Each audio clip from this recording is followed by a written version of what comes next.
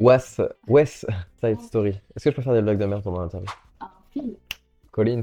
Attendez, Un c'est bon, Phil je vais Collins. vous prendre une photo. Welcome to Wonderland. Attends, faut pas montrer les marques. Moi qui bouge. Je m'appelle Timothée Mann. C'est à la fois mon prénom et mon pseudo. Je suis chanteur, danseur, comédien dans ma vie professionnelle. C'est moi. Aïe aïe aïe, je me sens aller aïe aïe aïe, moi je suis pas comme ça aïe aïe aïe, docteur, je me reconnais pas donc ce soir je serai ding ding ding ding ding, accompagné que de ding ding ding ding ding, le perdu que de ces ding ding ding ding ding, et dans ma tête tout est ding ding ding ding ding.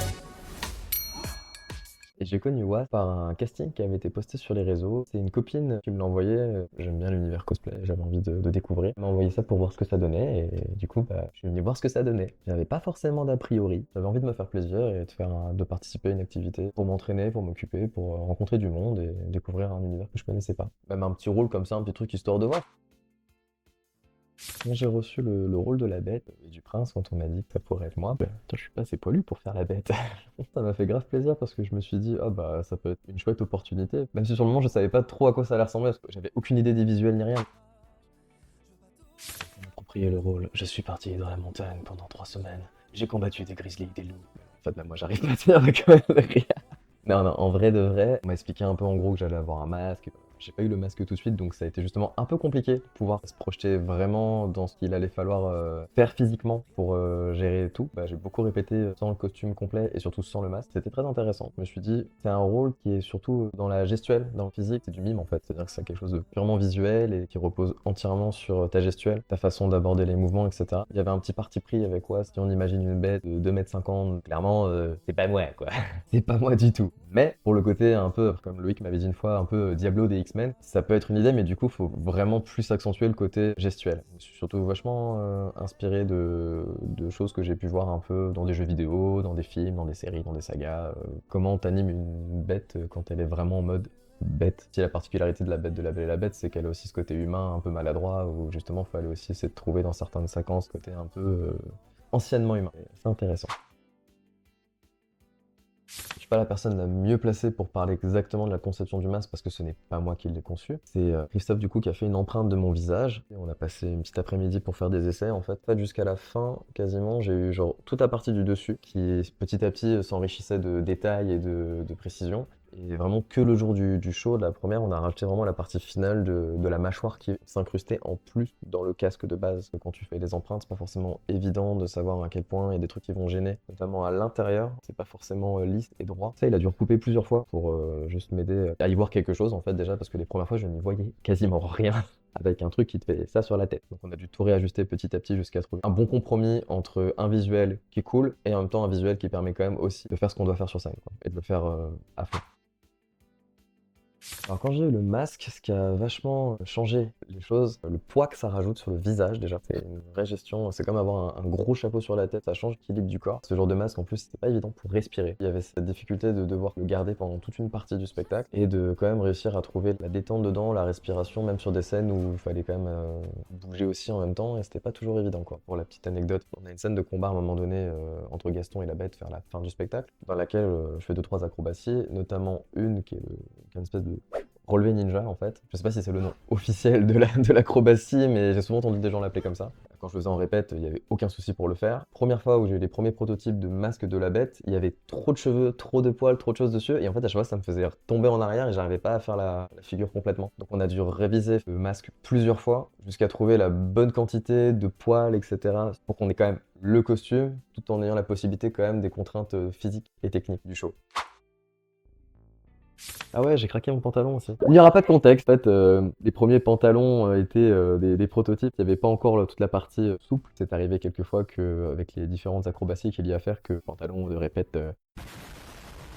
c'est pas très agréable de répéter les fesses à l'air. Voilà.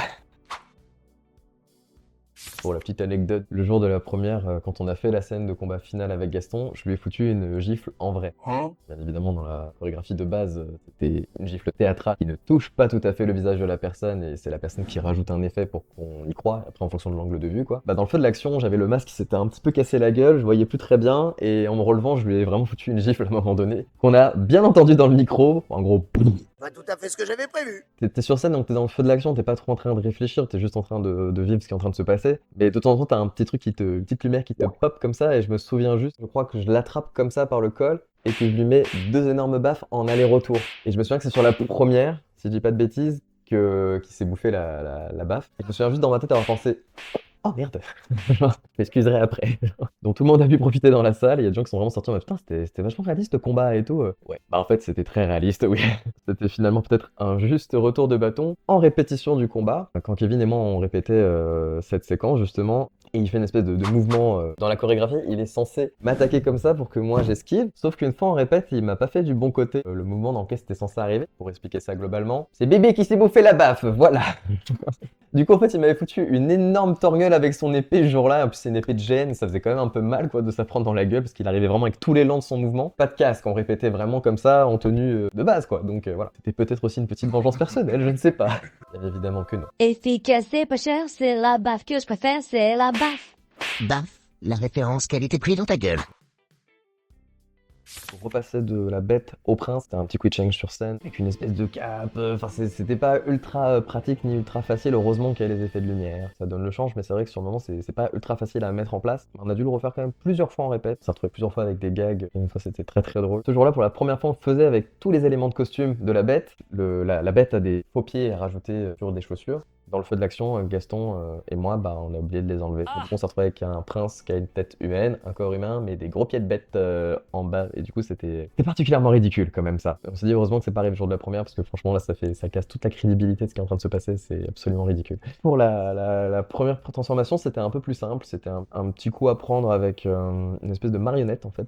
Ça reposait plus sur un mouvement de capuche qui était un petit peu. C'était surtout ça qui était dur à choper au début, réussir à la projeter suffisamment pour pouvoir me mettre la capuche sans les mains. Donc c'était un petit peu plus facile quand même à gérer que la transformation finale, mais ça demandait quand même un petit peu de pratique aussi. C'est le genre de moment sur scène, quand tu fais des transformations comme ça, toi t'as aucun recul sur ce qui se passe. Paumé dans tes bras et dans tes trucs, et tu ne sais pas ce qui se passe, et tu te demandes, visuellement c'est cool ce qui est en train de se passer, ou j'ai juste l'air d'être un mec qui est en train de se battre avec sa couette en fait. C'était assez rigolo, mais quand je revois les vidéos, ça rend tout sympa. Sur le moment tu te sens un peu bête par contre, tu te sens un peu bête. Parce que bête...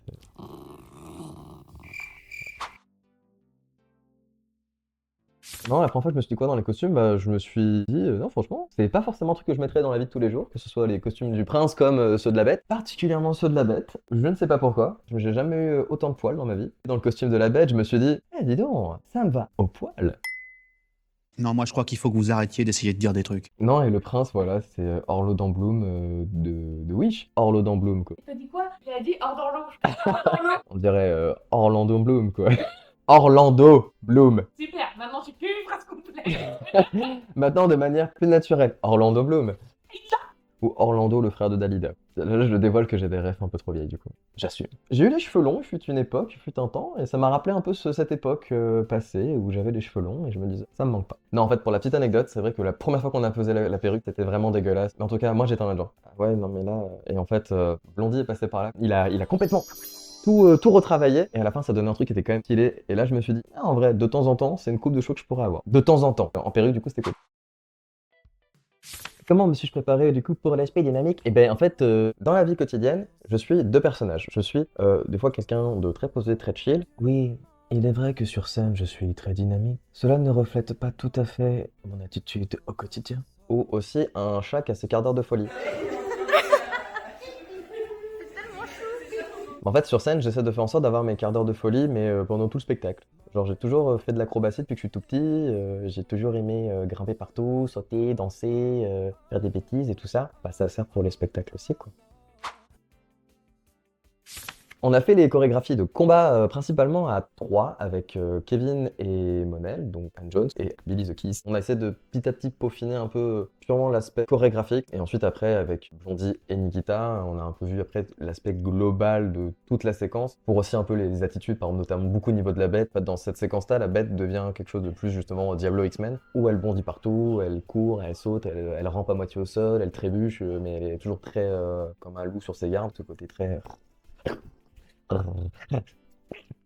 Ça c'est quand elle a mangé avant, voilà. Elle est plus sage, tu vois.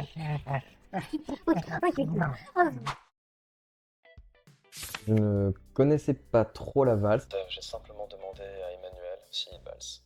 Ah, putain, non, ça y est, j'en ai marre. C'est pas non plus une danse ultra compliquée dans les mouvements à proprement parler, mais en fait c'était assez intéressant justement de danser au bal avec Belle. En bête justement il y avait ce côté où il fallait combiner et le côté classe du prince et de la valse en elle-même, et en même temps ce côté un peu bourbier du costume, de l'attitude, et de réussir quand même à faire un truc harmonieux et gracieux, n'ayant pas forcément une dégaine super harmonieuse et gracieuse de base. C'était quand même un très bon exercice. Pour le coup c'est un des trucs qu'on a le plus répété, le moment où ils font vraiment les tours dans toute la pièce. Le move emblématique en fait du dessin animé Disney, avec la robe qui vole, etc. Bah, le faire en vrai, c'était le truc le plus dur à maîtriser, je trouve. Ça changeait quand même l'approche. De le faire avec les costumes à la fin, avec la grosse robe de Luciole, mon costume de bête, il y avait des espèces de muscle suit. Tu te sens un peu comme ça, quoi, pour danser, c'est pas forcément ultra pratique.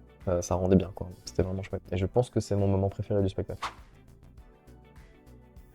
Tout le moment du spectacle, il y a un petit côté où on se sent assez seul. Pendant pratiquement 40 minutes, on est isolé dans un costume qui gêne un peu notre perception, qui nous empêche de voir comme on veut, qui nous empêche d'entendre exactement aussi bien que si t'avais pas les oreilles un peu couvertes. C'est rigolo parce que tu te sens un peu dans ta bulle en fait, même si t'es sur scène, que tu viens faire les choses et que tu parles un peu aux gens en coulisses aussi, mais il y a une espèce de dimension un peu particulière là-dedans que je trouve assez chouette, mais en même temps assez difficile. Une espèce de sentiment un peu de vivre ta quête face au monde, mais tout seul dans ton coin. Mais le costume de la bête, il augmente ce ressenti-là. Alors moi j'avais même pas fait gaffe que Blondie me tapotait le front à la fin.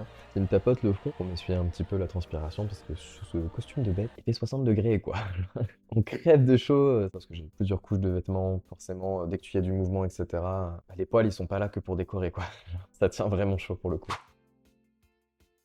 J'avais une belle fierté pour le coup, une fierté de l'accomplissement. Cette fierté de voir tous les mois de travail, de répète, etc. qui aboutissent enfin et qu'on a pu faire ce spectacle, on a pu le faire devant un beau public qui était très enthousiaste. Vraiment des applaudissements qui faisaient chaud au cœur avec une belle ovation. Ça fait beaucoup de bien parce que c'était très gratifiant et il y a ce côté, t'as l'impression que les gens ont passé un bon moment aussi, qu'ils ont voyagé pendant une petite cinquantaine de minutes avec toi et toute l'équipe et qu'on a vécu un moment qui était beau. Et il y avait vraiment ce côté, cette fierté ouais, on arrive au bout de cette histoire éternelle. On a kiffé sur scène, les gens ont kiffé dans la salle, mais on s'est éclaté, on l'a fait. On l'a fait et on a passé un super bon moment.